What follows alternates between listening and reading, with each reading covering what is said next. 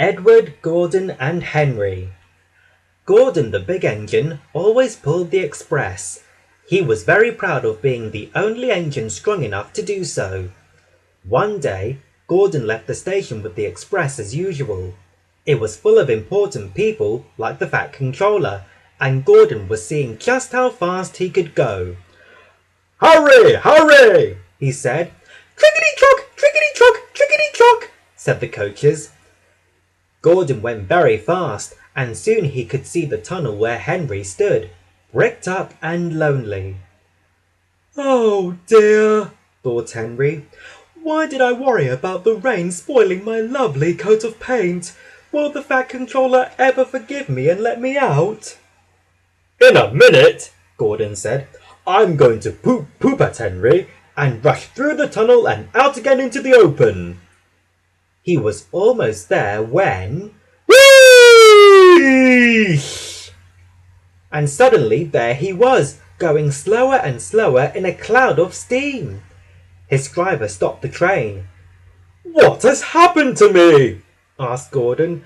"I feel so weak." "You've burst the safety valve," said the driver. "You can't pull the train anymore."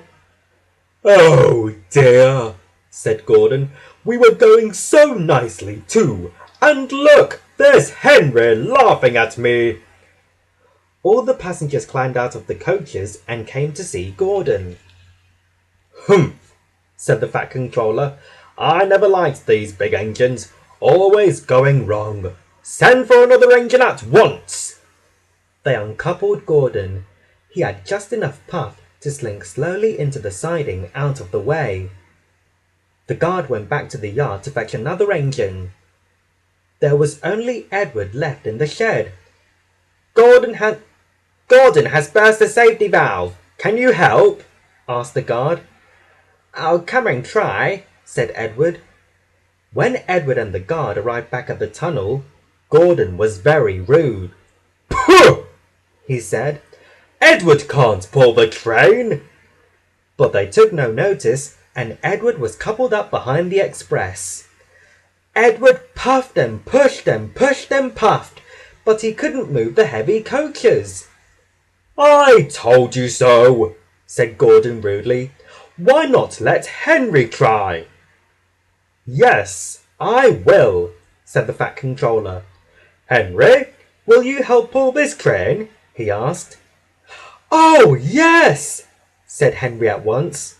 So Gordon's driver and fireman lit Henry's fire. They broke down the wall and put back the rails. When Henry had built up steam, he puffed backwards out of the tunnel.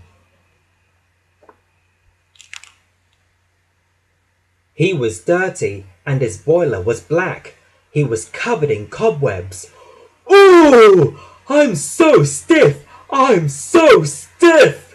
he groaned. "Have a run to ease your joints and then find a turntable," said the Fat Controller kindly. When Henry came back, he felt much better. Then they coupled him up at the front of Gordon's coaches. "Peep, peep! Peep, peep!" said Edward. "I'm ready!" "Peep, peep, peep!" said Henry. "So am I!" They started off. "Pull hard, we'll do it! Push hard, we'll do it!" they puffed together. Slowly, the heavy coaches jerked and began to move. Then off they went, leaving Gordon alone in the siding. They went faster and faster. "We've done it together! We've done it together!" said Edward and Henry. "You've done it! Hooray! You've done it! Hooray!" sang the coaches. All the passengers were excited.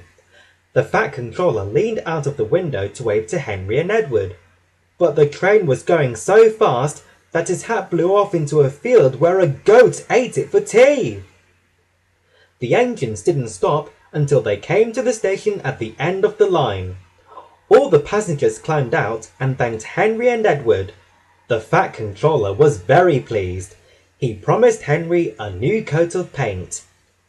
On their way home, Edward and Henry helped Gordon back to the shed. All three engines are now great friends. Henry doesn't mind the rain anymore.